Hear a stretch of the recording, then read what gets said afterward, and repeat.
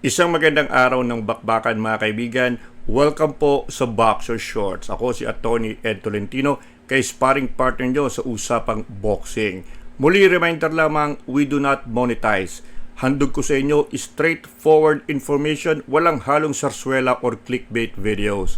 Ito po ang dahilan kung bakit wala kayong nakikitang commercial feed dito sa ating munting YouTube channel. At ngayon, pag-usapan po natin ang mangyayaring malaking bakbakan dyan sa Las Vegas this coming weekend. Ang laban para sa Unified Super Middleweight Championship sa pagitan ng kampiyon ng Mexico na si Saul Canelo Alvarez at ang challenger from Puerto Rico na si Edgar The Chosen One Berlanga. Let's break down the fight mga kaibigan at siguro paspasan lang sapagkat tingin na marami magiging maigsi din lamang ang labang ito.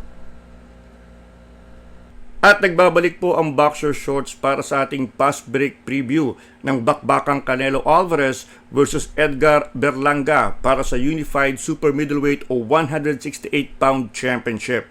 Ang defending champion po dito mga kaibigan ay si Saul Canelo Alvarez. In fact, dati siyang undisputed champion sa Super Middleweight Division. Hawak niya all 4 belts, WBO, WBC, WBA at IBF. But before the fight with Berlanga mga kaibigan, tinanggalan po ng IBF title itong si Canelo Alvarez. Kasi ang gusto ng IBF, ang labanan ni Alvarez ay ang kanilang number 1 contender na si William Skull ng Cuba. Hindi po pumayag si Alvarez, mas gusto niya yung Edgar Berlanga kaya tinanggalan siya ng titulo. Sa totoo lang mga kaibigan, wala nang pake itong si Alvarez kahit tanggalan siya ng corona. He is bigger than the belt. Ganun po ang estado ngayon ni Canelo Alvarez. He had won 4 division world titles. He has a net worth of around $250 million ang halaga ni Alvarez. Yung kanyang huling laban, in excess of 30 million kinita niya kay Jaime Munguia last May. So this guy, he is bigger than the belt. In the case of Alvarez, it is the man who makes the belt and not the belt who makes the man, if you know what I mean. Pinili niya si Edgar Berlanga mga kaibigan for 2 reasons. Number 1, because Edgar Berlanga is from Puerto Rico. At kung kayo ay hardcore follower ng pro boxing, alam niyo na merong history sa boxing ang Mexico at Puerto Rico. We're talking here of the great ring wars between Oscar de la Hoya, Felix Trinidad, Antonio Margarito versus Miguel Angel Cotto, Edwin Rosario versus Julio Cesar Chavez, and my personal favorite, 1981, Salvador Sanchez ng Mexico kontra kay, Bazooka Wilfredo Gomez ng Puerto Rico. Gandang laban yon mga kaibigan. So nakita nyo mga kaibigan, number 1, may history ang Mexico versus Puerto Rico. Isa yan sa dahilan kung bakit si Berlanga ang pinili ni Alvarez. He brings money to the table. Kumbaga, virtual attraction yan instant attraction. So, magbebenta ng ticket yan. Itong si William Skull, bagamat masabi natin na baka mas magaling na boxer pa kay Berlanga, he cannot ignite a firework even on New Year's Eve. So, kumbaga, hindi siya marketable mga kaibigan. So, yan, yung kanyang pagiging Latino ang naging criteria para kay Berlanga. Pangalawa, yung kanyang knockout record. Berlanga has a record of 22-0 with 17 knockouts mga kaibigan. So mataas ang kanyang knockout ratio. In fact, yung kanyang first 16 fights mga kaibigan, he scored first round knockouts. First 16 fights, first 16 opponents, first round lang, tulog yung kanyang mga nakalaban. So these are the 2 things kung bakit si Berlanga ang haharap dito kay Saul Canelo Alvarez this coming Sunday. But will this be enough? Will this be enough? Yung kanyang Puerto Rican bloodline, yung kanyang knockout record, will this be enough to topple the great Mexican Saul Canelo Alvarez? Aba, ayan ang pag-usapan natin sa ating next chapter.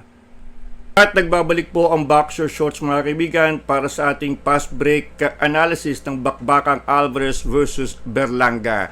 Alam nyo mga kaibigan, let's be honest about it, overwhelming favorite itong si Canelo Alvarez. Si Alvarez is already 34 years old at of course tingin ng marami, he is no longer the same fighter. In fact, in 2022, natalo siya kay Dimitri Bivol via decision. Supposedly, dikit lang yung desisyon pero napanood nyo laban, Toro beating ang binigay ni Bivol. Pero napakalaki ni Bivol kumpara kay Alvarez. Umakit ng timbang si Alvarez para sa laban na yon. And then a year later, 2023, ito medyo nakakaalarma because Alvarez looked very ordinary. He looked very hittable kontra kay John Ryder. Still, he won by decision in that fight. Now, ayon kay Alvarez, he blamed a wrist injury para sa kanyang subpar performances. Pero meron din mga nagsasabi na siyempre at age 34, having turned professional at age 15 way back in 2005, yung ring wars are taking their toll on Alvarez.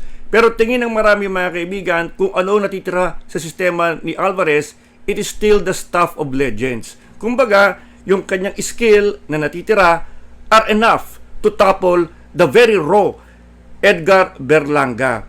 I mean, Edgar Berlanga, mga kaibigan, he is so green that he might as well be a member of the Green Lantern Corps, if you know what I mean. He is 27 years old, batang-bata, malaki ang kanyang kaha. He is big for a super middleweight, mga kaibigan. Pero sabi nga po natin, masyado siyang raw. Hindi pa talaga hinog para sa isang boksingerong kontra kay Alvarez. Yung kanyang punching power, which is one of the reasons why he is fighting Alvarez, may not be the same, mga kaibigan. Although he knocked out his first 16 opponents, he has only registered 1 knockout in his last 5 fights. Konting taas lang ng oposisyon, hindi na makabagsak ng kalaban itong si Edgar Berlanga. Ang laki ng lulundagin niya kontra kay Alvarez. We're talking from the doghouse to the penthouse. Ganun kalaki yung kanyang leap kontra kay Alvarez when it comes to quality of opposition.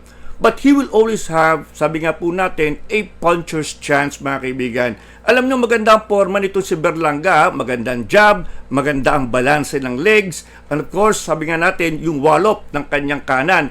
But the thing is, medyo wide yung kanyang mga suntok, at sabi nga po natin, at the tail end of the fight, medyo iba na ang kanyang figura.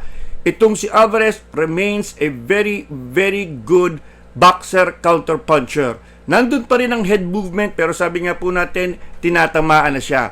Pero the thing is, tingin na marami, he still has enough to handle Berlanga. In the same way that he handled the youngster Jaime Munguia, tingin na marami, he will also teach Berlanga a lesson. And this is the reason why itong si Canelo Alvarez, mga kaibigan, is the overwhelming pick to prevail this coming Sunday. Ako tingin ko magandang laban ito, exciting ito, kasi sabi nga po natin, may history ang Mexico at Puerto Rico. At very intriguing din kung makakatama itong si Berlanga. We'd like to see if that power is still there. O baka naman sabi nga po natin, magaling lang kapag mga studios ang kalaban, Larry Curly Mo. Pero tingin natin, yung counter-punching skill ni Alvarez, he's gonna wear down Berlanga, and this fight might be over at around 6 rounds or less. Yun ang tingin ng marami dito because iba pa rin yung Canelo Alvarez. He may be older, he may be slower, he may be hittable, pero aminin natin, he specifically picked Berlanga because he knows na kung ano yung natitira is enough to handle a neophyte, a raw fighter like Edgar Berlanga. Yan po mga kaibigan ang ating mini preview ng bakbakang Berlanga versus Alvarez. Very, very attractive fight. It may go down as another sterling chapter sa history ng Mexico at Puerto Rico. Alvarez is the safe and overwhelming pick. Pero we'd like to see this fight sapagkat sabi nga po natin, anything can still happen in boxing. Berlanga is nicknamed the chosen one, pero tingin na marami, he chose the wrong one in Canelo Alvarez. At na po ang ating buod ng Boxer Shorts for today. Muli mga kaibigan, maraming salamat po sa inyong pagtangkilik dito sa ating munting YouTube channel. I'm doing this out of hobby, sapagkat sabi nga po natin, we do not monetize. Isinisingit lang po natin sa ating schedule. You may like, you may subscribe if you like, pero hindi po kayo mandated.